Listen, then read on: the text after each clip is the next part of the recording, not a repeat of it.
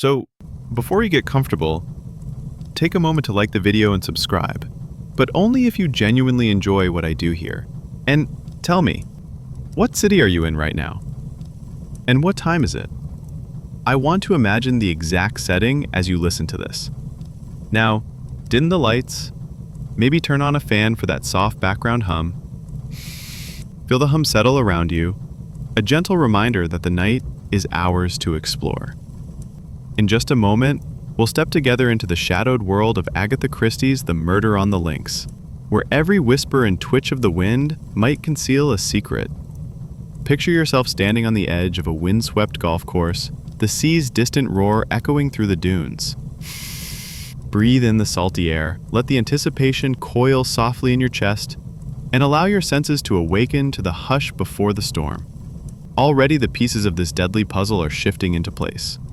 So get comfortable, sink in, and let's begin tonight's journey into mystery. Captain Hastings sat alone at his small writing desk, the amber glow of a single oil lamp casting dancing shadows on paper and wall alike. Outside, a restless wind teased the curtains. Inside, his fingers trembled ever so slightly as he unfolded the creamy stationery. His eyes skimmed the neat handwriting, a plea from an old school friend, Simon Dubourg, begging for urgent help on the windswept Links estate in northern France. Each sentence seemed to tighten a coil of apprehension in Hastings' chest. What danger could drive a composed man to such desperation? He read and reread the words, references to a matter of life and death, hints at scandals best kept buried. The rhythmic patter of rain against the windowpane punctuated his mounting unease. Hastings paused, inhaling the scent of warmed wax and damp earth, and forced himself to steady his breath. Instinct told him this was no ordinary summons. At that moment, he knew he would leave London at dawn, no questions asked.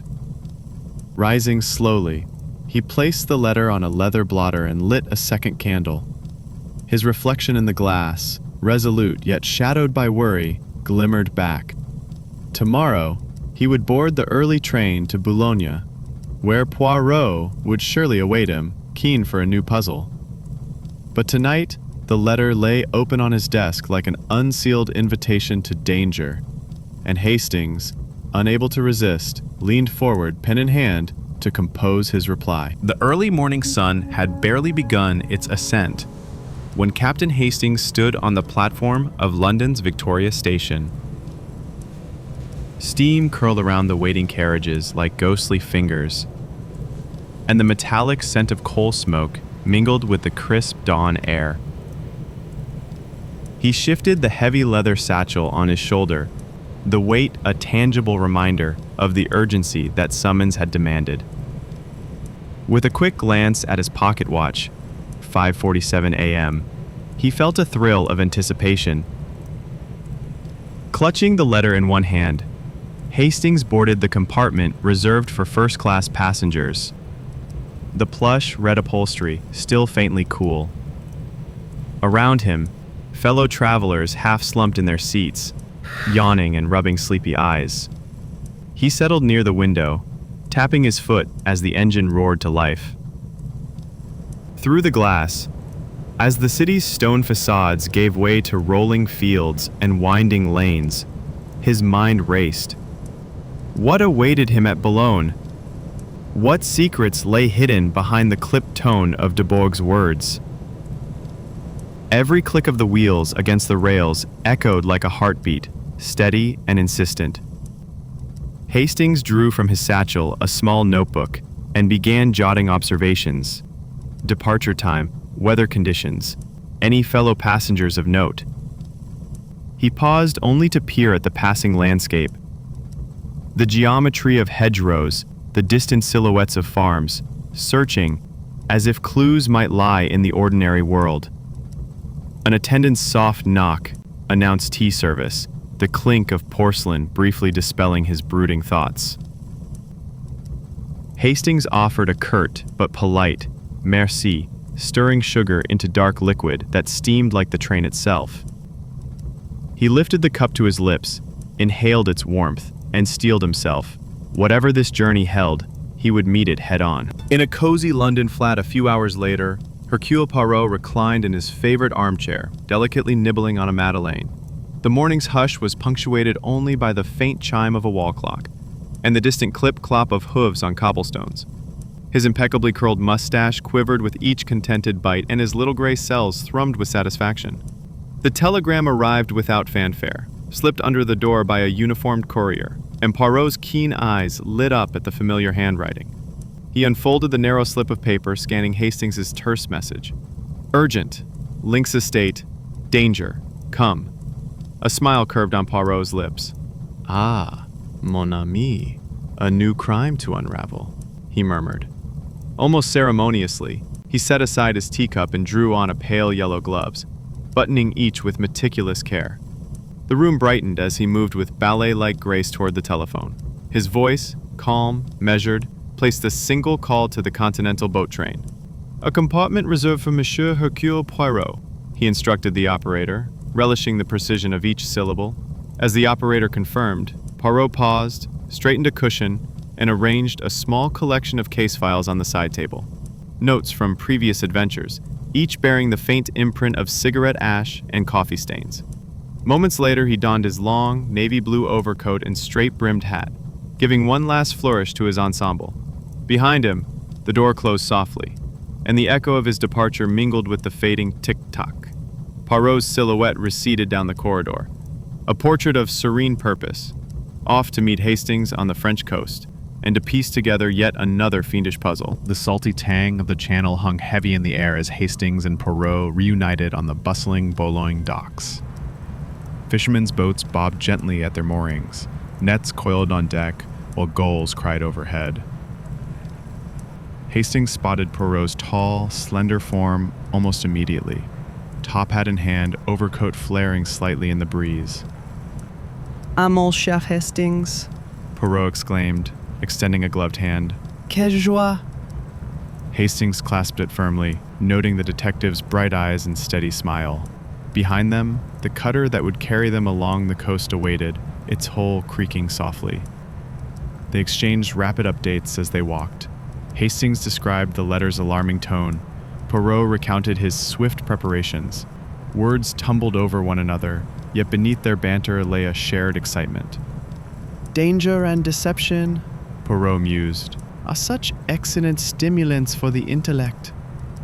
The caretaker of the vessel, a grizzled man with salt and pepper hair, loaded their luggage aboard. He offered a curt, "Hope you're ready for rough seas," before tipping his cap. With a final pat on Hastings' shoulder, the two investigators climbed the ladder onto the deck. Hastings leaned on the rail, watching seagulls wheel against the pale sky, while Poirot observed the coastline with a practiced eye.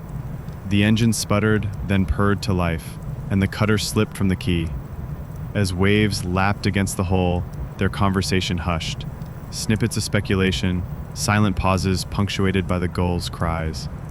The mainland receded, and the French coast drew nearer, a canvas for mystery awaiting the artists of detection. The Lynx estate emerged from a palette of grays and muted greens, the grand manor house perched atop rolling dunes like a sentinel against the brewing sky. Hastings and Poirot stepped from the cutter onto coarse sand, the wind whipping at their coats. Gravel crunched beneath their boots as they approached the broad front steps. A nervous caretaker hurried forward, his lantern bobbing in one hand.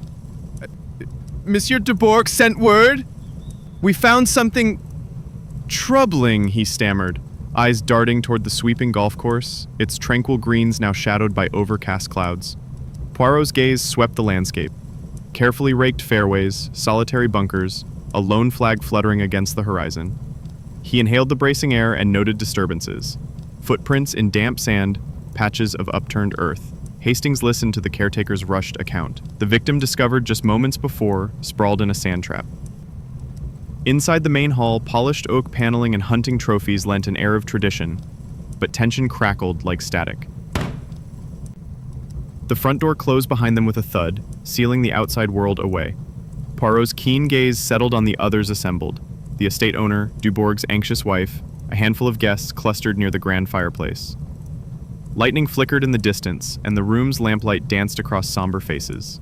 Hastings felt a chill as the caretaker led them toward the drawing room, an invisible boundary they were about to cross. On the threshold, Poirot paused, fingertips lightly touching his chin. Now he whispered, "The investigation truly begins." In the drawing room's muted glow, the body lay, draped with a linen sheet, on an ornate chaise longue. Hastings's breath caught as the caretaker gently lowered the covering. Beneath, the victim's hand protruded, pale and still, a simple signet ring glinting in the lamplight. Poirot knelt beside the chaise, lifting the sheet with deliberate care. Hastings watched, pulse quickening, as the detective's eyes narrowed at the victim's posture, face half turned, one arm bent unnaturally. A small pool of sand lay beneath him, suggesting a struggle in the adjacent windowed alcove. Soft gaslights haloed the scene, other guests clustered at a respectful distance, strained faces, darting glances. Poirot's voice, calm yet insistent, directed the caretaker to preserve any footprints and secure the body's position. "Observe, Hastings," he murmured. "Every element speaks a language of its own." Hastings knelt on the opposite side, steadying the victim's wrist to check for a pulse he knew would be absent. The lantern's reflection in Poirot's glass captured the detective's unwavering focus. Quiet questions were exchanged. Time of death, recent visitors, unusual noises. Each response layered new shadows of doubt. In the hush, Hastings detected a faint click. The mantel clock striking the hour. Time itself seemed to mourn. Poirot rose, smoothing his gloves. He gestured at the overturned chair near the window and the faint track of sand leading toward the garden door. Determined, "We must follow where the evidence leads," he declared. As footsteps receded to summon further aid, Hastings allowed himself a steadying breath. The heart of mystery pulsed before him, and together they would untangle its deadly threads.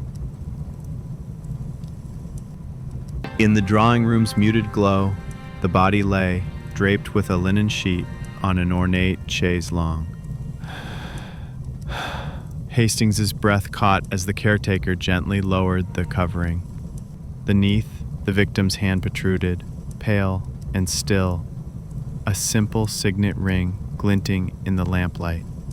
Poirot knelt beside the chaise, lifting the sheet with deliberate care. Hastings watched, pulse quickening, as the detective's eyes narrowed at the victim's posture, face half turned, one arm bent unnaturally. A small pool of sand lay beneath him, suggesting a struggle in the adjacent windowed alcove. Soft gaslights haloed the scene, other guests clustered at a respectful distance, strained faces, darting glances. Poirot's voice, calm yet insistent, directed the caretaker to preserve any footprints and secure the body's position. "Observe, Hastings," he murmured. "Every element speaks a language of its own." Hastings knelt on the opposite side, steadying the victim's wrist to check for a pulse he knew would be absent. The lantern's reflection in Poirot's glass captured the detective's unwavering focus. Quiet questions were exchanged. Time of death, recent visitors, unusual noises. Each response layered new shadows of doubt. In the hush, Hastings detected a faint click. The mantel clock striking the hour. Time itself seemed to mourn. Poirot rose, smoothing his gloves. He gestured at the overturned chair near the window and the faint track of sand leading toward the garden door. Determined, "We must follow where the evidence leads," he declared. As footsteps receded to summon further aid, Hastings allowed himself a steadying breath.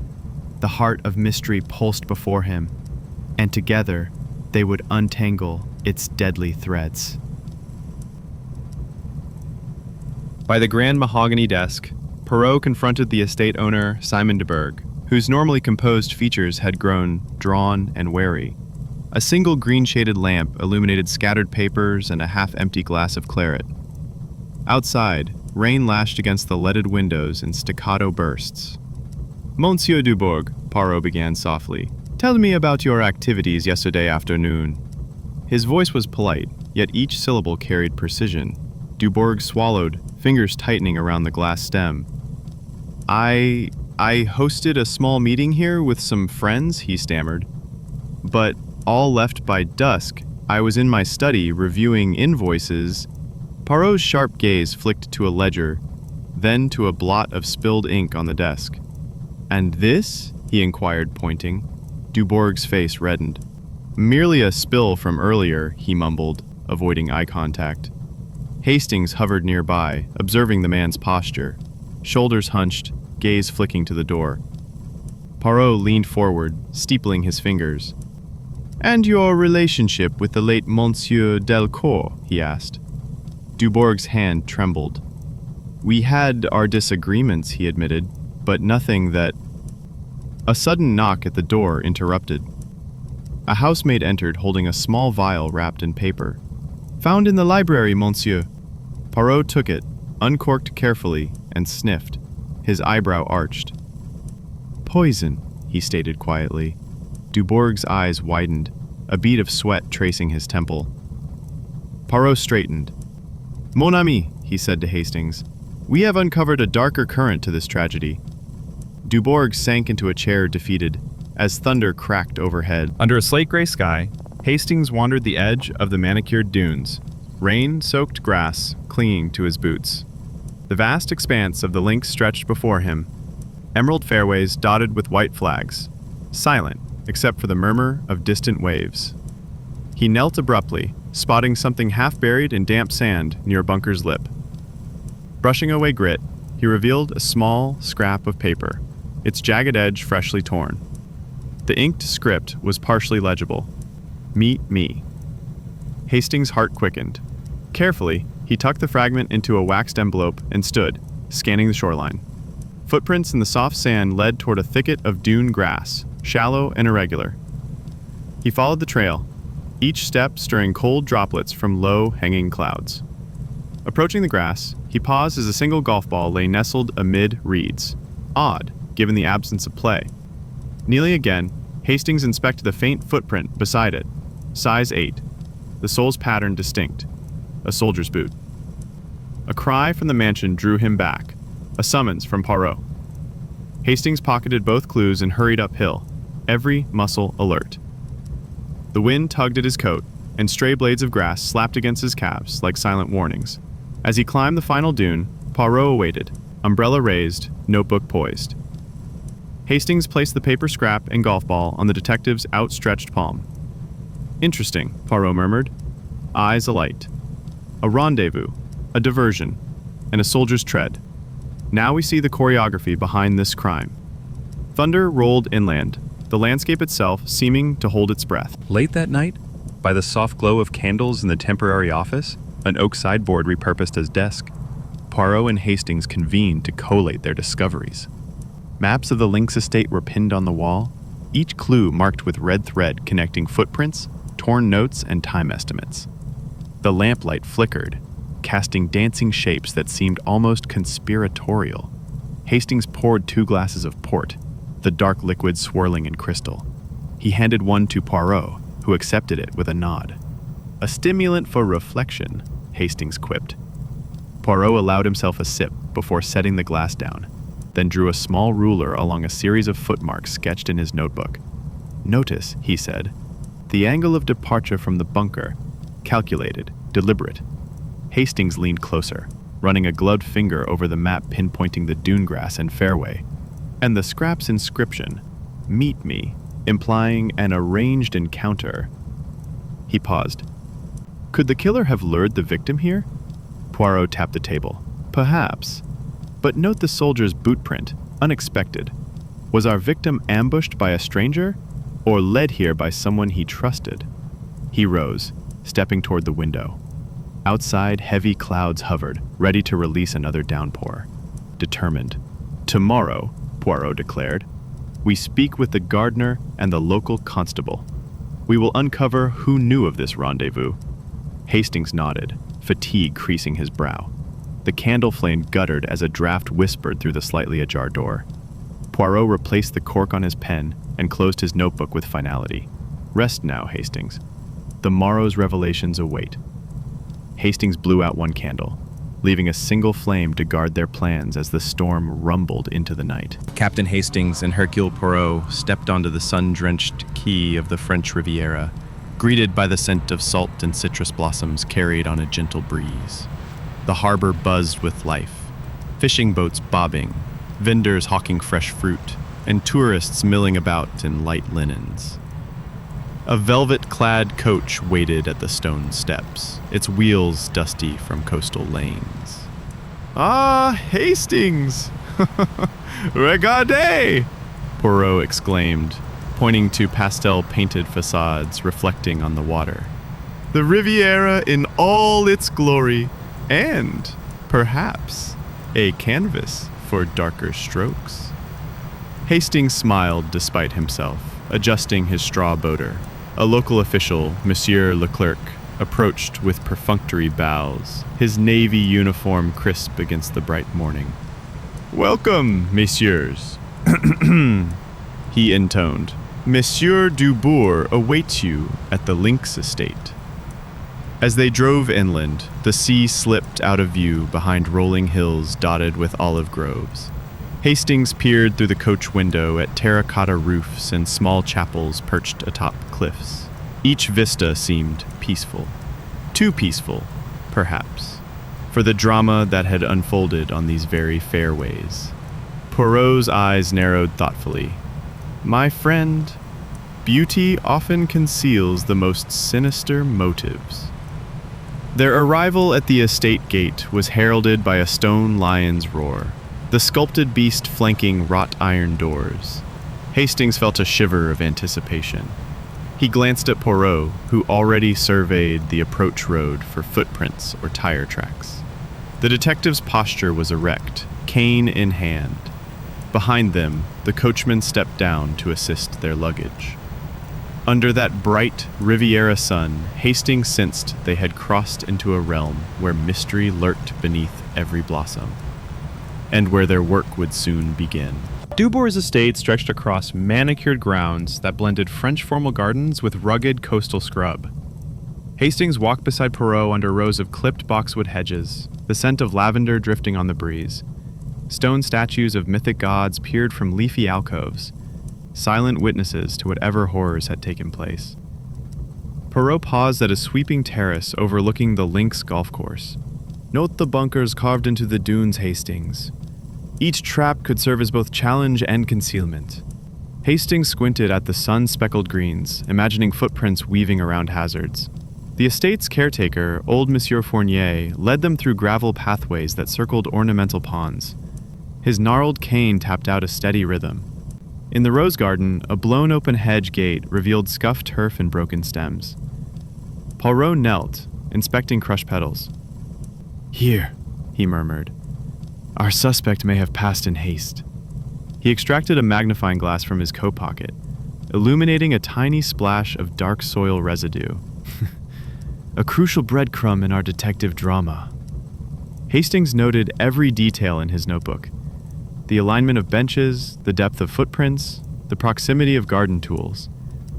At each point, Poirot paused for commentary, discussing angles of approach, probable sightlines, and possible escape routes. When the tour ended at a gazebo overlooking the sea, Hastings felt as if he'd walked through the mind of a criminal architect. By the time they returned to the manor, Hastings realized that the beauty of these grounds might well mask the path of a killer, and that every shrub and statue demanded scrutiny in their investigation. In the drawing room's shaded light, the widow, Madame Delcourt, knelt beside a low ottoman, clutching a faded photograph of her late husband. Her face was ashen, eyes swollen from tears. Hastings hesitated at the threshold, then stepped forward with gentle caution. Poirot remained in the shadows, observing. "Madame," Hastings began softly, offering a white flower as token of condolence. She pressed it to her chest, her trembling fingers betraying her composed facade.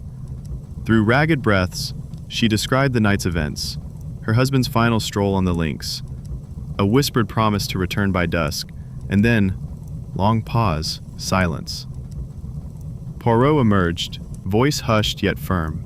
Madame Delcourt, your sorrow honors him. But might you recall any unusual conversation he had in recent days?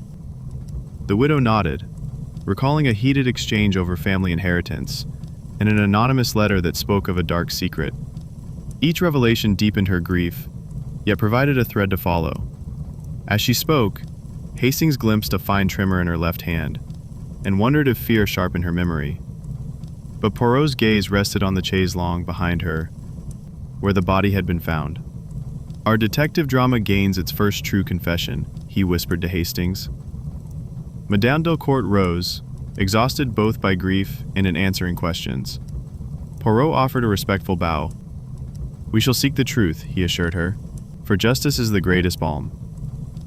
Outside, a single gull cried, its echo a haunting coda to her lament. Later that afternoon, Hastings wandered alone along a winding garden path, the scent of rosemary heavy in the warm air. The sunlight filtered through olive boughs, casting mottled patterns on stone benches. He spotted the estate gardener, Pierre, tending to a rose pergola. Monsieur Pierre, Hastings called, adopting his most reassuring tone. The gardener straightened, wiping sweat from his brow. His eyes darted furtively toward the manor house. Madame Delcourt's sorrow has shaken this place, Hastings observed. Have you noticed anything strange? Pierre glanced over his shoulder, then leaned in. There were footsteps near the greenhouse late last night, he whispered, voice hushed. I thought it the wind at first, but then a soft scrape, like boots on gravel. He gestured toward a distant glass structure. I did not investigate further. Hastings swallowed. Did you see who it was? Pierre shook his head. Only a silhouette, tall, cloak trailing, a familiar gait, perhaps military. He shivered. Afterward, I found a shard of glass broken near a potting table. Intrigued, Hastings followed Pierre to the greenhouse, where a single pane lay shattered. He knelt, brushing aside soil to reveal a small smear of dark red stain. Blood? He murmured. Pierre's face paled. I fear so, monsieur. Hastings rose, heart pounding. He closed his eyes, replaying Poirot's earlier words. Beauty conceals dark motives. In that sunlit garden, danger had slipped through the roses. That evening, Poirot's temporary office was a testament to order. Neatly stacked papers, an array of magnifying glasses, rulers, and ink pots aligned with precision.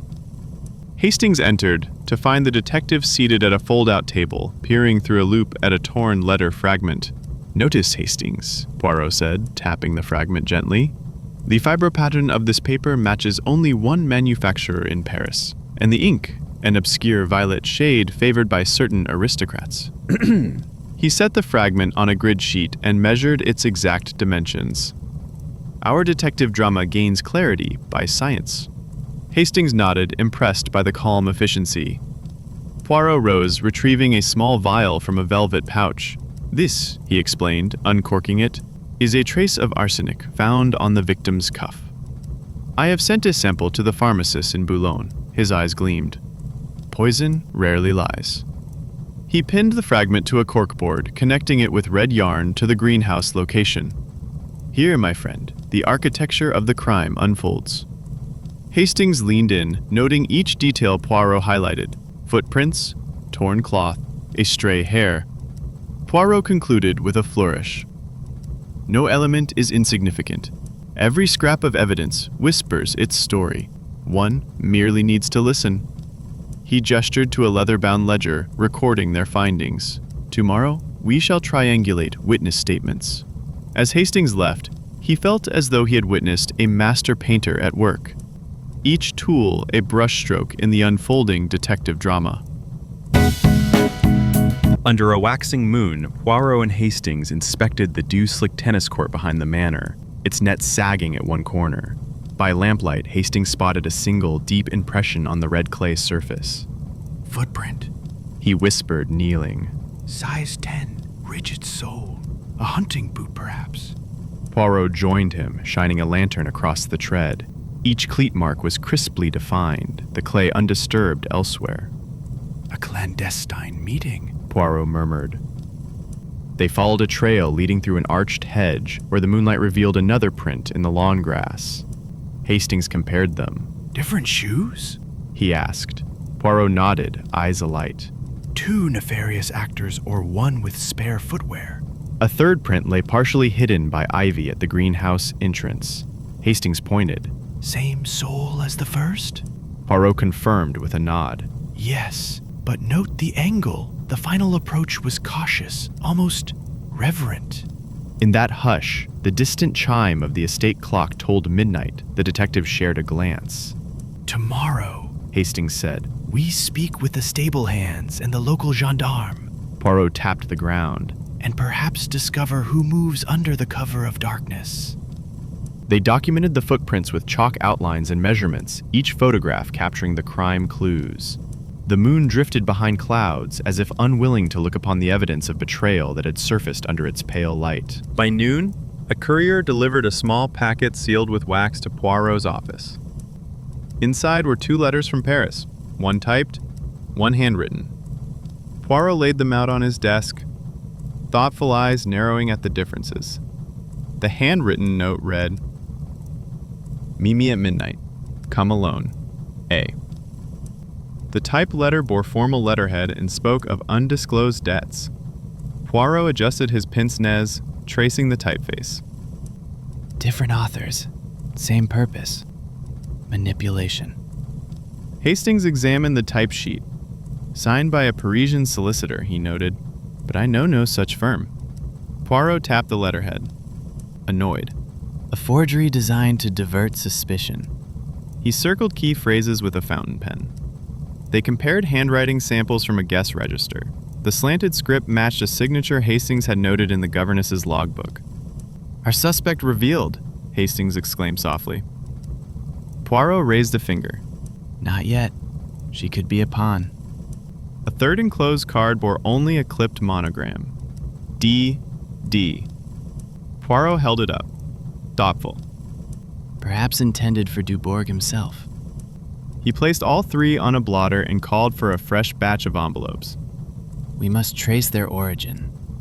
Hastings felt the tension tighten like a violin string. Each letter was a labyrinth, each clue a hidden corridor. In that moment, they both understood. The killer wielded words as deftly as weapons. At the marble fountain by the west wing, Poirot awaited Dubourg beneath a sky heavy with stars. The fountain's water glowed silver in lantern light. Hastings watched from the shadows, alert. Dubourg approached, shoulders hunched, face drawn. Monsieur Poirot, he began, voice tremulous. Poirot raised a gloved hand. Speak freely, mon ami. Dubourg sighed, glancing around the deserted courtyard. I received a letter at midnight, Dubourg confessed, voice echoing. By candlelight, the ink smudged. It threatened my family's reputation unless I paid a sum. He rubbed his brow. I feared for my wife. Poirot nodded, steepling his fingers. And did you comply? Dubourg hesitantly hesitated. I borrowed from Delcour's account. I thought it a discreet loan. His guilt was palpable. Hastings stepped forward. You believe Delcourt safe? Dubourg flinched. Yes, he was my friend. I never imagined. His words trailed off. Poirot flicked his cane toward the fountain. Each secret casts a long shadow. You risked friendship for fear. He paused, intrigued. Yet these letters, were they sent by our murderer or by someone hoping to mislead? The night air held its breath. Dubourg shivered, uncertain. I do not know. Poirot's gaze was inscrutable, determined.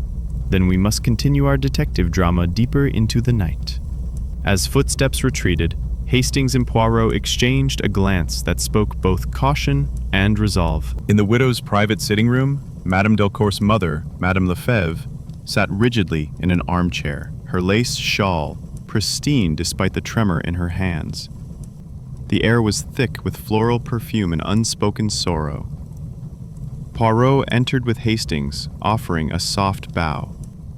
Madame Lefebvre, your perspective may aid our inquiry. Madame Lefebvre's eyes, rimmed with red, fixed on Poirot. "My son," she whispered, "had enemies I scarcely knew." She described old family rivalries, whispered slanders among Parisian salons, and a clandestine duel years ago involving Delcourt and a mysterious rival. Hastings took notes, while Poirot leaned forward, absorbing each intonation. "When he returned from Paris last month, Madame Lefebvre continued. he was changed, anxious, furtive. She clutched a handkerchief to her lips. I begged him to confide in me, but he refused." Poirot's gaze flicked to a small porcelain figurine on a side table, an identical gift found in the victim's study. "This piece," he noted, holding it, "was manufactured in Limoges, only available through one dealer." He placed it beside a clay shard from the garden, matching patterns. Madame Lefebvre, "He gifted that to my son." her lament broke into. "Ah, what fateful present!" Poirot replaced the figurine respectfully. "Objects, like words and footprints, speak to us." As they withdrew, Hastings felt the weight of a mother's pain and a pivotal clue that bound past and present in their unfolding case. By candlelight in the study, Poirot and Hastings laid out every artifact from the day's investigation. Footprints traced on paper, torn letters, the greenhouse glass shard, in the Limoges figurine. On the desk, a large map of the Lynx grounds lay flat, pins marking key locations. Hastings arranged items chronologically: the midnight footprint, the torn letter fragment, the gardener's blood smear, the Parisian correspondence, and the figurine. Poirot moved them like chess pieces, murmuring connections. "Here," he said, placing the figurine beside the greenhouse pin. "And here," he connected the letter to the tennis court. He then produced 2 candlesticks, representing the 2 boots in the footprint scene, and positioned them near the map's grotto marker. "Our killer is both performer and deceiver," Poirot concluded. "He choreographs each step." Hastings leaned back, admiring the tableau. The clues formed an almost poetic pattern: a rendezvous in the greenhouse, a staged argument by the fountain, and a final flight across the tennis court. "Quite the detective drama," he breathed. Poirot nodded, eyes gleaming. "Tomorrow we confront our suspect list, one by one. But tonight, my friend, we let these clues rest, each whispering its secret under the candle's watch." The single flame guttered as a breeze slipped under the door, and the shadows on the walls stretched, as if eager to reveal what lay hidden in the heart of the French Riviera's most elegant murder mystery. Late morning sun filtered through the shutters of the Boulogne Gendarmerie as Captain Hastings and Hercule Poirot took seats before the stern-faced local gendarme, Lieutenant Rousseau. The crisp blue uniform bore brass buttons that caught the light with every slight movement. On the wooden table between them lay a sheaf of reports: the victim's dossier, witness statements, and a schematic of the Lynx estate. "Gentle Lieutenant," Poirot began, authoritative, "you have been most cooperative. Pray tell us about any unusual activity your men noted since the murder." Rousseau cleared his throat, tapping the desk with a measured rhythm. "A patrol reported a late-night visitor near the gardener's shed. Footsteps heard, but no one seen." He slid a small sketch across the table. Crude footprints in clay soil. Hastings leaned forward, tracing the outline with his finger. Thoughtful. "Size 10. Civilian boot?" he asked. Rousseau nodded. "And yesterday afternoon, 2 witnesses claimed to see a woman in black near the dunes." Short pause. The lieutenant paused. "She disappeared before they could approach." Poirot's eyes gleamed. Thoughtful. A used-once alibi or a second conspirator? Rousseau produced the handwritten log of incoming mail. "Here," he said, indicating a column of red ink entries. "Urgent letters addressed to Monsieur Dubourg. Some returned marked refused." Poirot studied the entries. Thoughtful. Our suspect's communication network tightens. He rose, extending a gloved hand. "Merci, Lieutenant." Your diligence advances our detective drama. As they left the station, Hastings admired Rousseau's precision. Outside, the harbor breeze shifted, carrying with it the echo of unseen footsteps, and the knowledge that law and logic were now firmly allied. Dawn's first light painted long shadows across the cobblestones of the estate's stable yard. Hastings and Poirot approached two stable hands, brothers Jean and Marcel, whose soot-streaked faces reflected fatigue and anxiety. Horses, in their stalls, stamping soft hooves on straw. Jean the elder wrung his cap in his hands. Last night we heard raised voices near the tack room, he admitted. Marcel chimed in. Then a crash, like glass breaking. Hastings exchanged a glance with Poirot as they followed the brothers inside. Against the far wall lay a shattered lantern globe, shards scattered among spilled oil. Poirot knelt, examining the fragments. Signs of a struggle, he murmured, or an attempt to plunge this wing into darkness. Marcel pointed toward fresh hoofprints leading to the paddock. A mare bolted afterwards, sir. Hastings stooped to inspect the prints. Lighter, feminine boots, size 7. Different from our earlier tracks, he observed. Poirot's fingertip traced the pattern. Multiple actors, Hastings. A carefully orchestrated distraction. He rose, turning to Jean. Did you see anyone fleeing? Jean, shaking head. Only a shape disappearing behind the cornfields. As a stable boy fetched lanterns and cleaned up, Poirot asked about recent deliveries. Marcel produced a receipt for feed enriched with specialized grains, uncommon and expensive.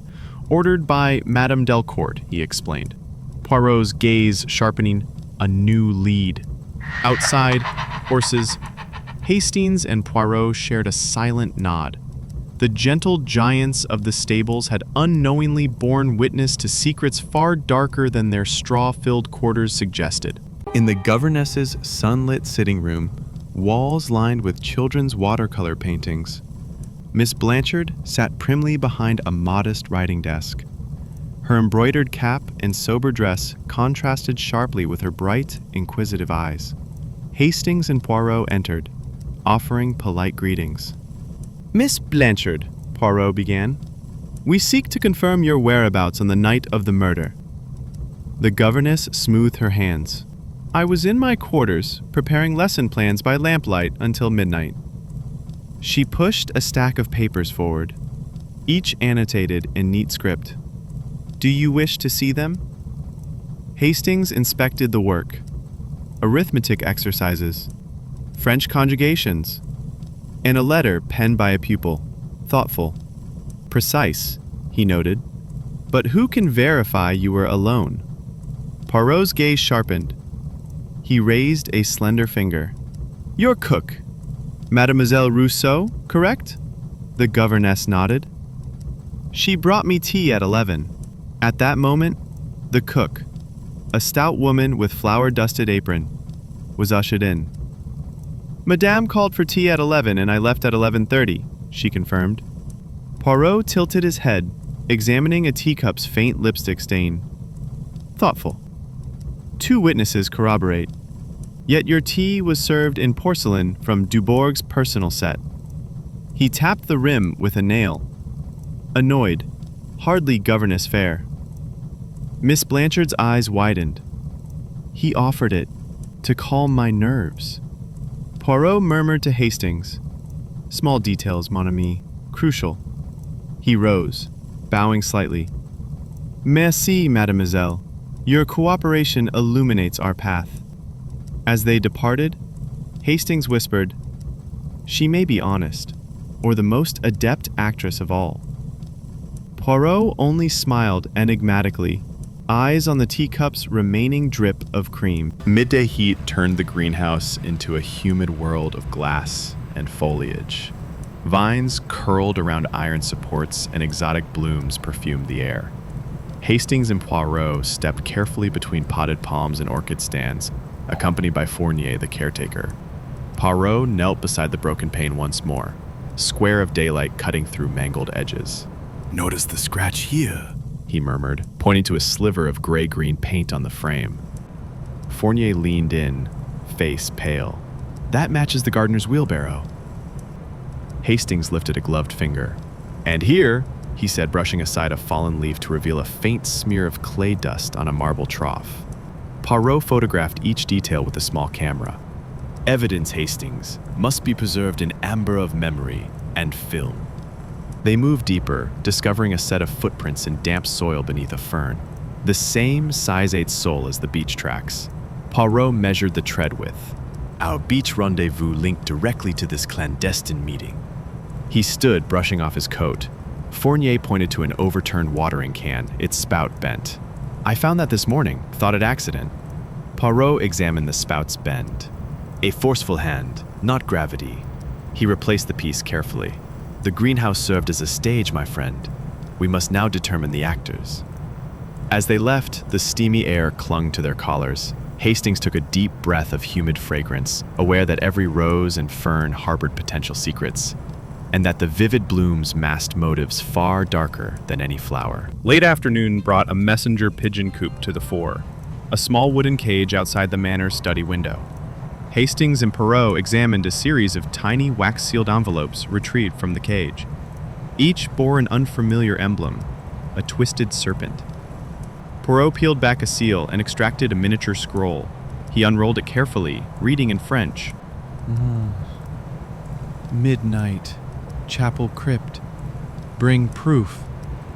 His brow furrowed. Thoughtful. "A secret meeting point, Hastings. Beneath sanctity, sin festers." Hastings gingerly handled another letter, noting the ornate script. Thoughtful. "These were not written hastily."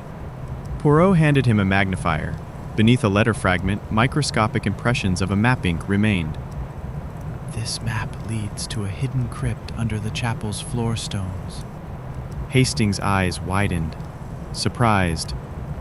"The same chapel where Dubourg took sanctuary." Poirot's lips curved. "Yes, and where the final act may unfold."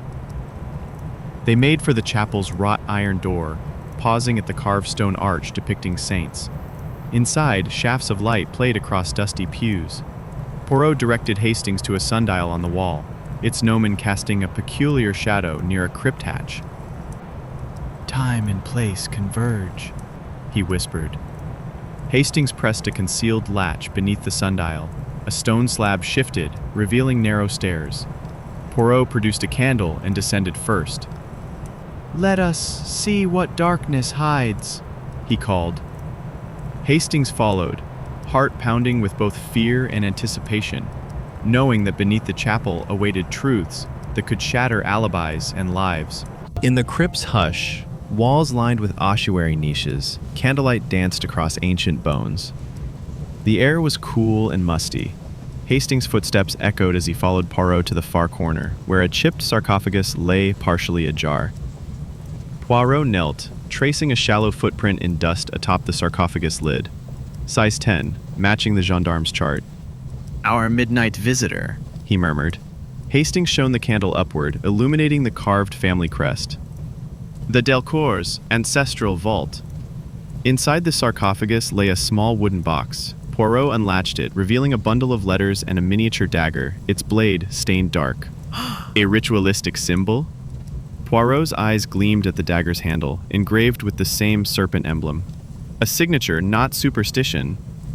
He spread the letters on the sarcophagus. Love notes, threats, blackmail demands. One bore Madame Delcour's handwriting, an admission of guilt so veiled in sentiment it nearly escaped notice. She wrote to herself. Poirot's gaze locked on a sealed envelope marked in violet ink. "This, mon ami, is our killer's confession, if we dare open it." He slit the seal and extracted a single sheet. "He who deceives me shall join the dead." Poirot looked up. A promise. And a motive. As thunder rumbled above ground, the detectives gathered the letters and dagger. The crypt's shadowed vault seemed to lean in, as if awaiting their next move. Hastings' heart pounded. Beneath the chapel's holy floor lay secrets that now demanded justice. That evening, in the widow's candlelit sitting room, Madame Delcour faced Poirot and Hastings with a visage drawn pale. The wooden box and dagger lay on the table between them. Flowers in a crystal vase trembled in the draft from an open window. Monsieur Poirot, she whispered, voice trembling. Why are these things found here? Poirot sat, fingertips together. Madame, we have discovered correspondence and a dagger bearing the Delcourt emblem, hidden in your family crypt. Her lips quivered. You accuse me? She gasped, rising. Hastings moved to steady her chair. Madame, we seek only truth. Poirot unfurled the letters, reading passages aloud. Threats in your hand, blackmail penned with your ink. Explain these words. Madame Delcourt clasped her hands to her bosom. Sadly, I loved him, she began. But he planned to leave me, ruin my standing. Tears fell. I did write, threats, but never meant harm. Her confession hung heavy. I intended only to frighten him. Poirot stood, thoughtfully. Intent and action, two separate worlds. He laid the dagger gently before her. This weapon was placed to implicate you, madame. Yet the blade's blade is unblooded. You never wielded it. He paused, letting the words settle. Someone used your motive to frame you. Madame Delcourt's eyes widened. Hastings exhaled. Poirot continued, we will unmask the true killer and restore your honor. Outside, the night deepened, and the widow's grief transformed into wary hope. In the silent grandeur of the manor's service wing, the head butler, Monsieur Besson, awaited in his starched uniform, standing rigid by the closed pantry door. Hastings and Poirot entered, Poirot's gaze calm but unrelenting. Monsieur Besson, Poirot began, we require your honesty. The butler's hands involuntarily gripped the edge of his white gloves. Sir, I have served this family for decades. His voice quavered. I would never. Poirot produced the delivery receipt for specialized feed and the gardener's ledger. Yet you ordered rare grains and diverted them to the greenhouse? Besson swallowed hard. I thought it innocent. Madame Delcourt requested them for her roses. Hastings caught a slight tremor as the butler spoke. Poirot held up a ledger page. And yet, you inserted entries to conceal late-night shipments. Besson's composure cracked. I was blackmailed, he confessed. I owed debts, and they threatened my daughter.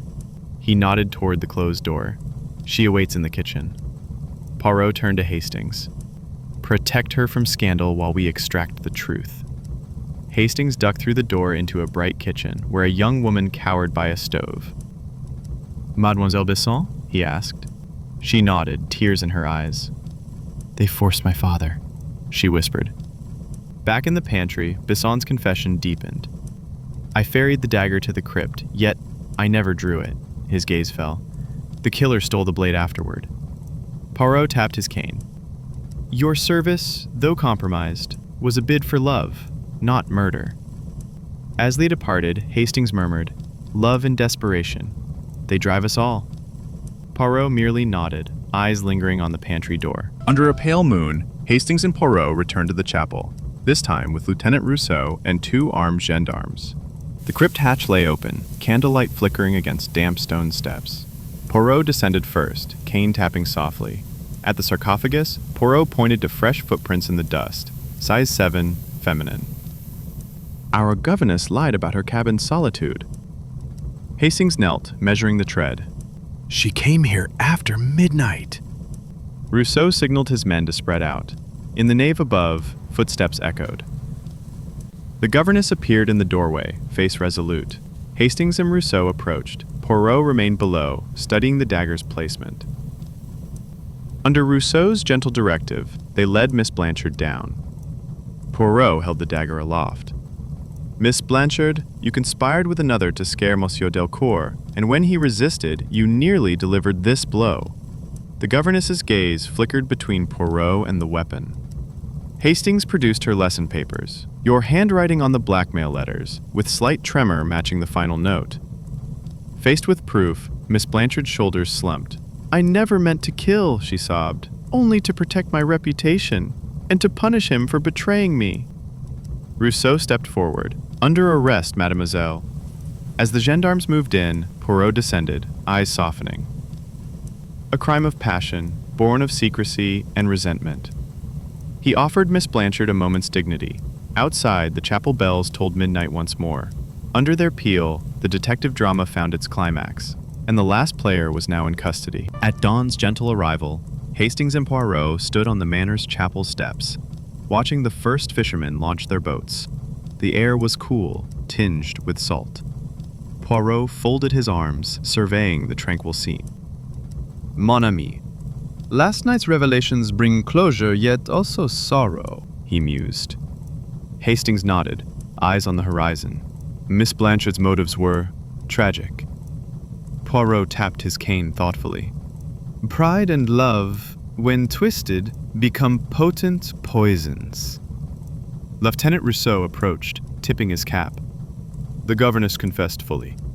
I shall oversee her transfer to Boulogne prison." Poirot shook the lieutenant's hand.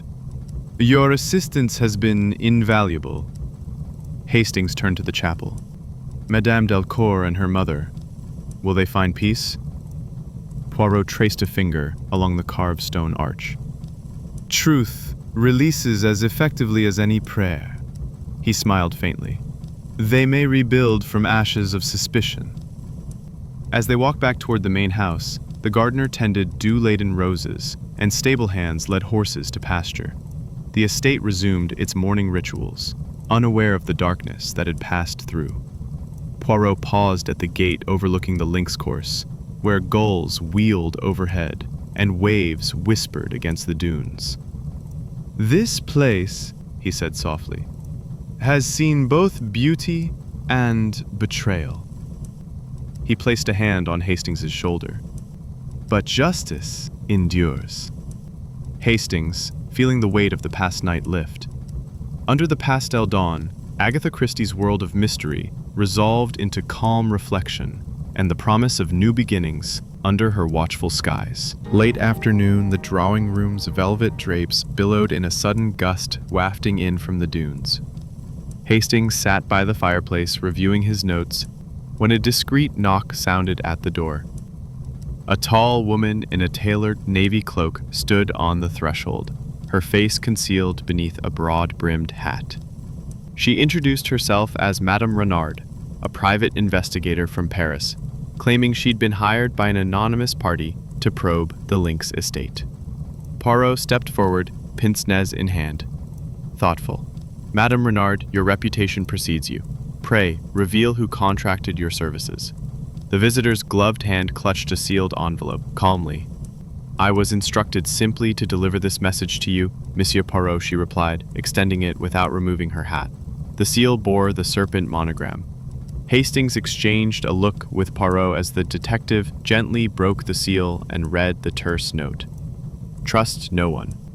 The killer walks among you. No signature." Puzzled, Poirot's brow furrowed. He motioned Madame Renard to enter, seating her near the window. Welcoming. "Madam," he said, "we welcome any ally in pursuit of truth." She offered a faint nod and withdrew a small satchel, producing a set of engraved calling cards, each bearing a different name and title. Explaining, "I intercepted these at the docks," she explained. "They were left on Monsieur Dubourg's cutter." As candles flickered, the three vetted her information. The calling cards for a banker, a socialite, a military officer, and a governess. 4 identities she claimed were false. Thoughtful, Poirot's eyes gleamed. Determined, the killer's arsenal of aliases. He tapped the card rack. Resolute.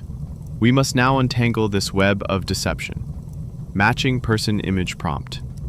A poised Belgian detective in a dark suit examines a sealed serpent-embossed envelope under lamplight, while an English gentleman and a mysterious woman in a navy cloak and broad-brimmed hat stand nearby in a richly appointed drawing room.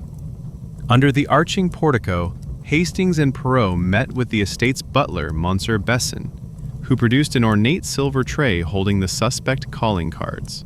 The card for Captain LeBlanc, Royal Navy Reserve, caught Hastings' eye. "This matches no officer on record," he noted. Besson confirmed he'd found it slipped under Dubourg's door that morning. Poirot studied the typography. The font and paper quality mirror the widow's stationery, yet the ink is identical to that on the blackmail letters. Our killer writes and prints his aliases with consistent tools. They compared the socialite card, Madame Dupré, Parisian Belle, against a satchel of Dubourg's personal effects. Inside, they found a matching embossed monogram. Hastings realized the killer wasn't just visiting. They'd rifled through private belongings. Poirot instructed Besson to catalog every item missing or out of place since the murder. That night, Hastings and Poirot converted the estate's billiard room into an intelligence center.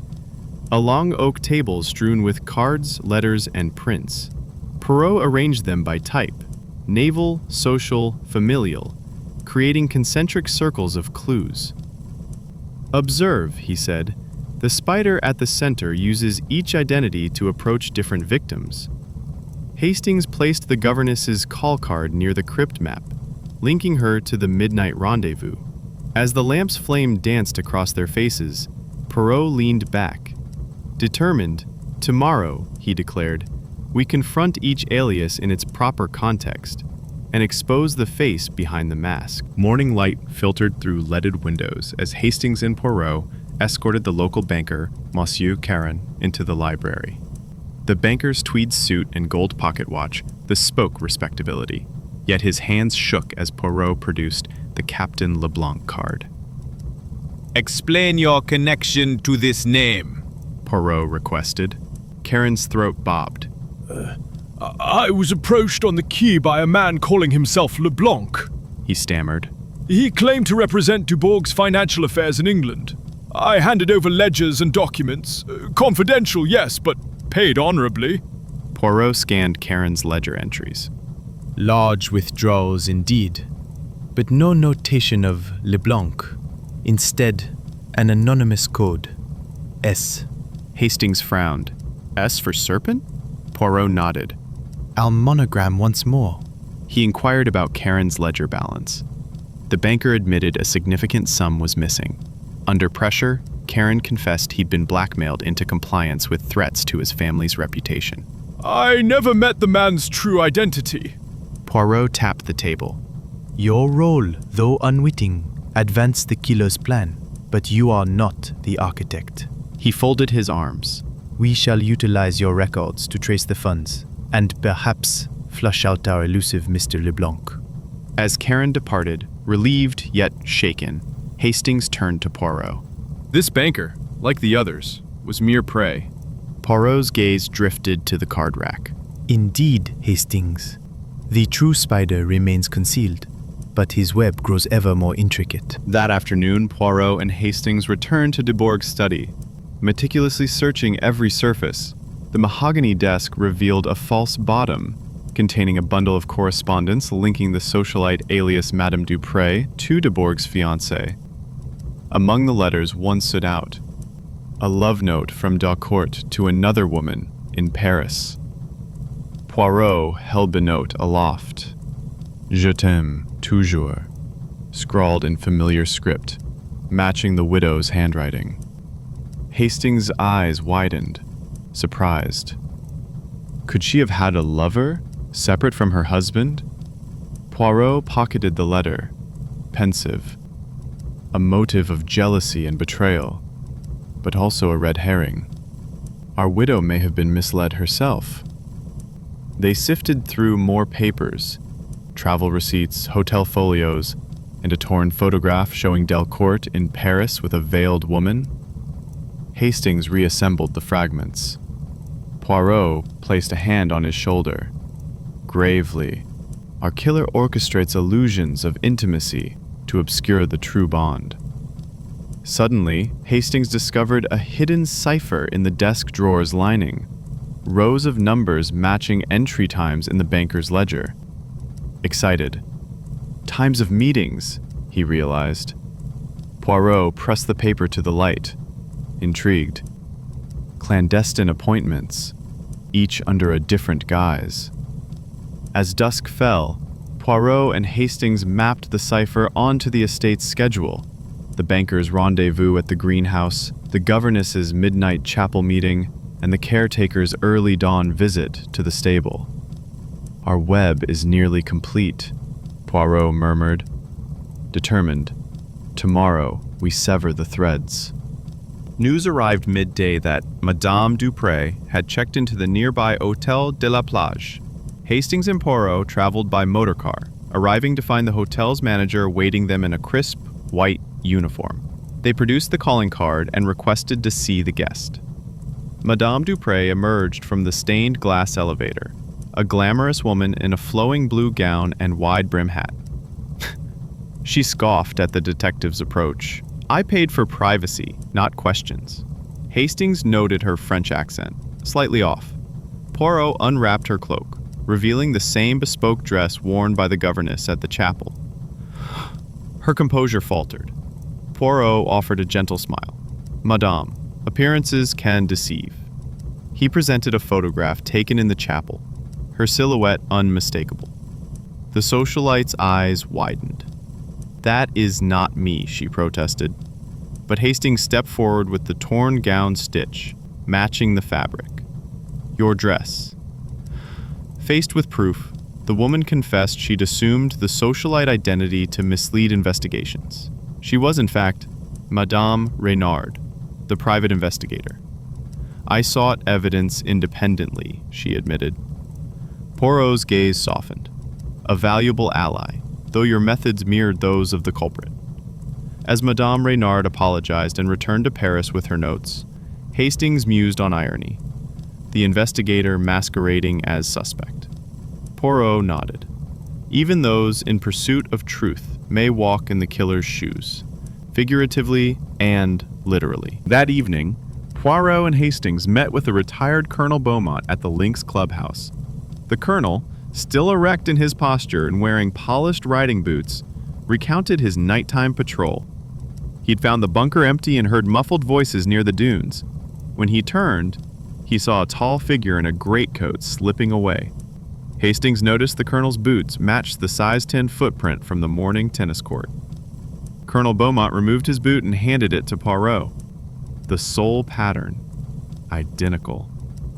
The colonel's face darkened. Somberly, I lent them to a friend, he admitted. A soldier passing through, dark of hair, stern of visage. Poirot examined the boot with loupe, thoughtful. The sole is worn at the same angles as our crime scene prints. Beaumont swallowed, nervously. He is Lieutenant Duval, my comrade. I feared he bore secrets from the Great War, things best forgotten. Hastings frowned, questioning. Did you inform us of this before? Beaumont's shoulder slumped, defeated. He threatened to expose my wartime errors if I refused him favors. Poirot's eyes gleamed, intrigued. Blackmail again. He tapped the boot. Lieutenant Duval used your credibility to approach victims. Beaumont's voice trembled, shaken. He promised loyalty, but violence followed. As they departed under lamplight, Hastings marveled at the colonel's guilt by association. Poirot stood silent by the clubhouse door. Gravely. Our killer's final mask, the soldier who walks free. Back at the manor, Hastings discovered a typed confession on Dubourg's desk, signed Lieutenant Duval. He brought it to Poirot, who unfolded the crisp paper. The letter detailed Duval's hate for Delcourt, claiming responsibility for the murder, yet the style too formal. Poirot tapped a sentence, I could not abide betrayal. He compared it with previous letters to the widow, none matched in tone or phrasing. This is a plant, Poirot declared. A diversion by our killer to implicate an absent soldier. Hastings frowned. But Duval's footprints are here. Poirot strode to the corkboard and removed the soldier's boot print, the one created by Beaumont's friend. Planting evidence, he whispered, much like the calling cards. He crossed it out. The false confession bears the killer's handwriting signature, one we have yet to isolate. They marched to the library, gathering all typed notes, letters, and printouts. Poirot arranged them by font type, spacing, and line breaks. Every discrepancy a footprint in ink. Hastings admired the detective's precision. So the killer draws Duval into the drama, only to discard him as scapegoat. Poirot folded the false confession and placed it in an evidence folder. Our web tightens. Only the central figure remains, the one who drafted every alias and script. He looked at Hastings. Tomorrow, we unmask him at the grand soiree. Word spread that an evening reception would convene all suspects under one roof. Madame Delcourt insisted on hosting, hoping to demonstrate solidarity. Hastings assisted in arranging silver platters of hors d'oeuvres, while Poirot oversaw the seating chart, ensuring every guest would occupy a strategic position. By candlelight, the grand ballroom shimmered. Crystal chandeliers, gilded mirrors reflecting beaded gowns and polished shoes. Poirot adjusted a small boutonniere on his lapel, a sprig of lavender from the garden. Even the scent will affect mood, he noted. Hastings folded place cards bearing each alias and real name. Guests arrived: Banker Karen, Colonel Beaumont, Madame Renard, the governess, and others, each curious about the evening's purpose. Poirot greeted them warmly, concealing his plan. Tonight, he announced to Hastings, we will watch the dance of deception. Hastings mingled, subtly observing footwear and mannerisms. A hush fell as Poirot retreated behind a column, eyes on the assembled group. The string quartet struck a chord. Poirot whispered to Hastings, observe reactions when I remove each caller card from my pocket. Hastings nodded. As the first card, Captain LeBlanc, slipped from Poirot's palm to the table, Caron's hand trembled. A domino effect of glances and tension rippled through the room. Poirot smiled behind the column. The strands pull taut. In the ballroom's center, Poirot called for silence. He held up the serpent-monogrammed calling card. This emblem, He announced. belongs to one person alone. The victim's household butler, Monsieur Besson. Gasps echoed as Besson stepped forward, face ashen. Poirot laid out the web on a nearby card table. Aliases, blueprints, letters, and financial ledgers. He traced the threads to Besson's ledger entries and blackmail notes. Thoughtful. You manipulated funds, delivered poison, staged false identities, and framed others to shield your own motive. Vengeance for your estranged son's ruin at Delcourt's hands. Besson's shoulders bowed. Hastings produced the ceremonial dagger, its serpent handle gleaming. Besson's eyes filled with tears. He destroyed my family's honor. He choked. I sought justice. Poirot's tone was, Gentle, your heart betrayed you, monsieur, and lives were lost. As gendarme moved in, Besson murmured apologies to each guest. Poirot placed a hand on Hastings' arm, happy. Justice, mon ami, serve not with wrath, but with truth. The ballroom's glitter faded to sober relief. Matching person image prompt. A Belgian detective stands at the head of a card table spread with clues under chandelier light, pointing to the butler, who stands pale and trembling before elegantly dressed guests in a grand ballroom. Before sunrise, Hastings and Poirot walk the dew-slick terrace overlooking the Lynx course. Silence enveloped them, except for distant waves. Hastings. Another mystery laid to rest. Poirot. The bracing air. Yet human hearts remain labyrinths. They paused by the stone balustrade as the first rosy light painted the sky. Poirot produced a summary notebook, reviewing each step. Alias after alias, steel-clad lies, all undone by small, consistent details. He closed the book with satisfaction. Hastings watched a lone gull wheel overhead. Will Madame Delcourt and her mother find peace? Poirot smiles faintly. With truth revealed, they may rebuild on firmer ground. He placed the detective's cane against the railing. Now, Hastings, the day awaits. As the sun breached the horizon, casting golden beams across the fairways, the two friends returned inside. The Lynx estate, once a stage for deception, lay tranquil, its secrets exposed to the light of justice. And with that, Poirot prepared his little gray cells for the next call to adventure. Morning light filtered through the tall windows of the Boulogne Gendarmerie as Lieutenant Rousseau prepared the case files for closure. Captain Hastings and Hercule Poirot entered, their overcoats dusted with dew. Papers rustled as the lieutenant arranged the type report, now stamped Clôturé. Monsieur Poirot, your findings have been invaluable, Rousseau said, offering a firm handshake. Poirot bowed slightly. Justice advances through collaboration, Lieutenant. Hastings watched Rousseau's solemn nod as the final pages detailed Besson's confession, the unmasked aliases, and the sequence of events. Rousseau affixed his signature to the report. I will forward this to Paris and London. The Delcourt's names shall be cleared. Poirot tapped the dossier, and the widow's reputation restored. Hastings gathered the documents into a neat bundle. Our detective drama finds its last act here. As they left the station, Hastings felt the weight of paperwork replaced by lightness of resolution. Outside, a carriage awaited. The streets buzzed with daily life once more.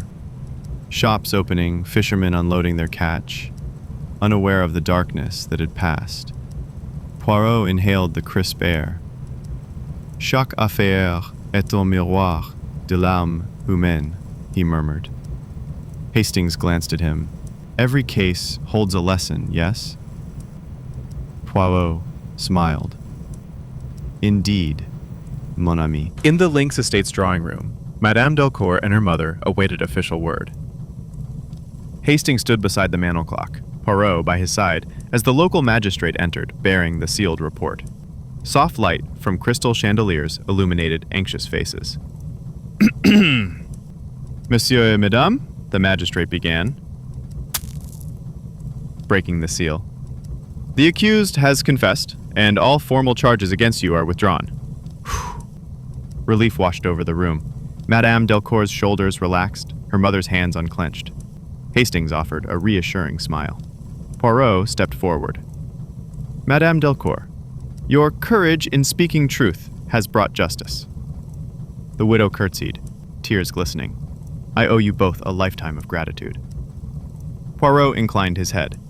Memory may fade, but integrity endures. As the magistrate departed, the Delcourts embraced.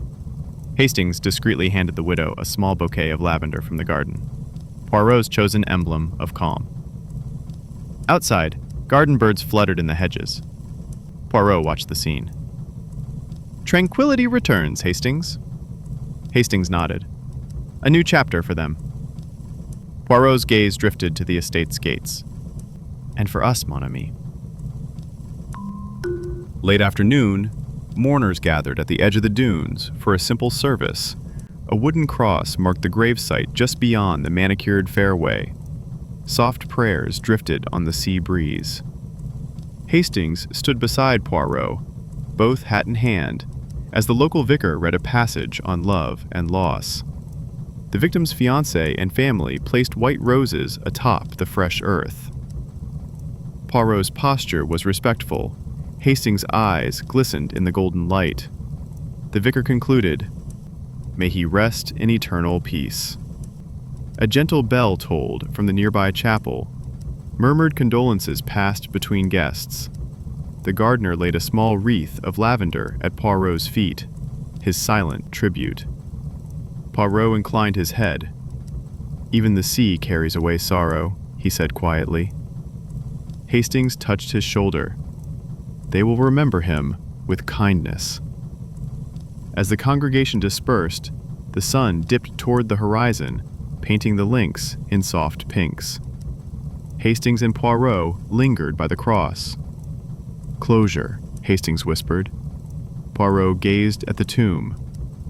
Closure is a gentle tide, coming and going. That evening, Poirot returned to the study where the case had first unfolded. Maps, thread, and papers lay cleared away, replaced by a single candle and his small black notebook. Hastings entered with 2 glasses of port. "Mon ami," Poirot said, closing the notebook with a gentle snap. Each clue was a note in a symphony. Cheers? Hastings raised his glass. To reason and little gray cells. They drank in silence, the study's hush a balm after the day's solemnity. Hastings settled into a leather armchair. Will you miss the challenge? He asked. Poirot smiled wistfully. I miss the dance of the mind, but not the darkness it reveals. He leaned forward, candlelight reflecting off his pince-nez. Human nature provides endless enigmas. They spoke softly of small details, a shard of glass, a torn page, a misplaced glove that had unraveled the plot. Hastings marveled at Poirot's calm precision. You make it look effortless. Poirot gestured to the notebook. Effortless only in retrospect. The work lies in observation. As the candle burned low, Hastings stifled a yawn. Poirot rose, extinguishing the flame. Rest now, Hastings. Tomorrow we sail home. Hastings followed him to the door, both men shadowed by memories of their latest adventure. Under moonlight, Poirot and Hastings strolled the dew-kissed rose garden. The scent of night-blooming jasmine drifted between clipped hedges. A soft breeze whispered through leaves. Tell me, Hastings, Poirot began, pausing by a marble sundial. What have you learned from this case? Hastings gazed at the petals gleaming in silver light. That even the calmest surface may hide stormy depths. Poirot nodded. And that compassion guides justice as surely as logic. They stopped at a stone bench. Hastings settled, folding his coat. I saw grief, guilt, desperation, and redemption. Poirot's gaze turned to a single pair of footprints in the garden path. Every soul bears footprints, seen and unseen. He smiled. Our task is to follow them with respect. Hastings. I will carry these lessons forward. Poirot placed a hand on his shoulder.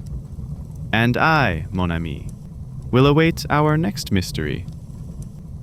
The wind rustled petals. Under the stars, two friends found solace in shared understanding.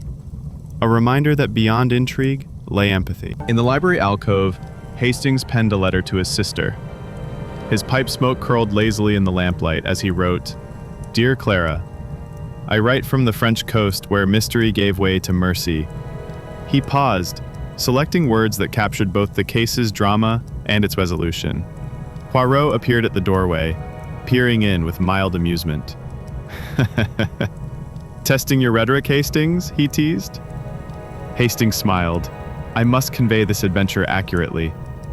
He described the whispers of the dunes, the hush of the crypt, and the triumph of truth. Poirot watched as Hastings sealed the envelope. Your letter, like our work, balances precision with heart. Hastings nodded. I'll dispatch it at dawn. He stood, tucking pen behind his ear. Poirot offered an ink blotter. For posterity and neatness. They exchanged a knowing look. Wordsmith and detective, each appreciating the other's craft. The envelope addressed to England lay ready. Hastings turned off the lamp. The library sank into darkness. Tomorrow, the letter and their journey would travel forth, each a testament to reason, friendship, and the enduring power of storytelling. Sunrise saw Hastings and Poirot in the grand hallway where porters assembled their trunks. Hastings wrapped his satchel, placing his notebook inside. Poirot arranged his little gray cell's implements, loop, ruler, and fountain pen, in a velvet case. Monsieur Besson's replacement butler oversaw the process. Hastings lifted his coat. I'll miss this estate's mornings, he said. Poirot folded his overcoat methodically, and I shall miss its secrets unveiled. A porter wheeled each trunk toward the carriage. Poirot produced a small bouquet of lavender, tucking it into his lapel once more. Hastings adjusted his bowler hat. As they stepped onto the gravel drive, the manor's windows reflected the rosy dawn. The carriage door closed with a soft thud. Inside, Hastings offered Poirot coffee in china cups. They sipped in companionable silence as the horses trotted away. The manor receded, its silhouette a memory. Hastings exhaled. Until the next summons. Poirot tapped the window, eyes bright. I await with anticipation. The carriage paused at the entrance gate. Hastings and Poirot stepped down for a final view. Before them lay the rolling fairways, dunes golden in the morning sun, and the sea's blue ribbon beyond. Hastings removed his hat, shading his eyes as he took it all in. It feels different now, he whispered. Poirot surveyed footprints still faint in the sand. Once, they led to tragedy. Now, to understanding. A lone seagull cried overhead. Hastings watched it circle. Goodbye, Lynx, he murmured. Poirot placed a hand on the gatepost's wrought iron scrollwork. Au revoir, mon ami. Together, they mounted the carriage steps with a sense of closure and readiness for the next horizon. The carriage rolled forward, the estate shrinking behind them, its secrets laid bare, its beauty reclaimed. At the Boulogne docks, the boat to England awaited. Hastings and Poirot stood on deck, bracing against the salt spray. Deckhands loaded their trunks below. The morning tide lapped at the hull. Hastings leaned on the rail, watching French villagers on shore. I'll miss the Riviera's warmth, he said. Poirot adjusted his overcoat collar. Yet home beckons with its familiar streets. They exchanged a comfortable silence as the gangplank lifted. The engine's hum grew steadier. Hastings opened his letter to Clara, rereading the first lines. Poirot observed the horizon, little gray cells already at work on future puzzles. A school of gulls followed the ship, their cries echoing. As Boulogne's silhouette faded, Hastings tucked the letter away. Until next time, he sighed. Poirot offered a small smile. The world is full of mysteries, awaiting our arrival.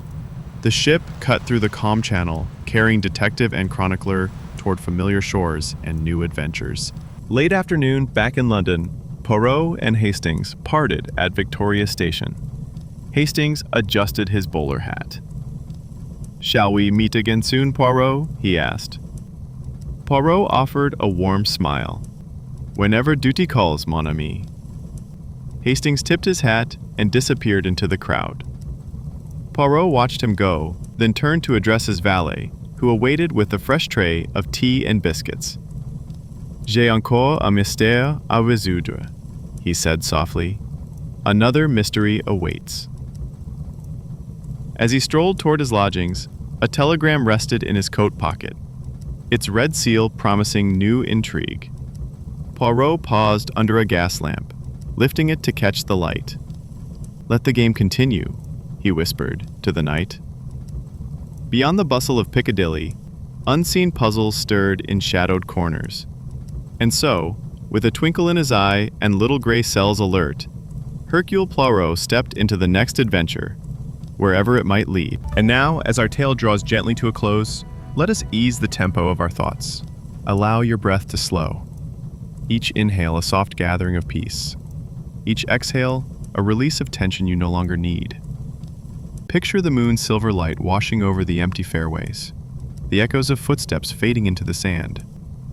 Imagine the gentle lull of distant waves, wrapping the Lynx estate in a tender embrace of sound. Every clue has been considered, every motive laid bare, and now even Poirot himself retires for rest. Feel the weight of intrigue dissolve into the night, leaving only a soft glow of satisfaction. Let your mind drift along that endless coastline, where mysteries sleep until dawn. You are safe here, cradled by the cool night air and the promise of new dreams. Soon, your eyelids will grow heavy, each pulse a quiet reminder that tomorrow's sun will rise gently, unhurried, bringing fresh light to fresh stories. But for now, surrender to this moment of calm. Let your imagination drift like a single cloud across a starlit sky. And as I whisper my final words, know that the world of Christie's mysteries waits patiently for your return. When you awaken, perhaps you'll carry a hint of tonight's secret hush into the new day. Good night, dear listener, and may your dreams be as serene as the moonlit lynx.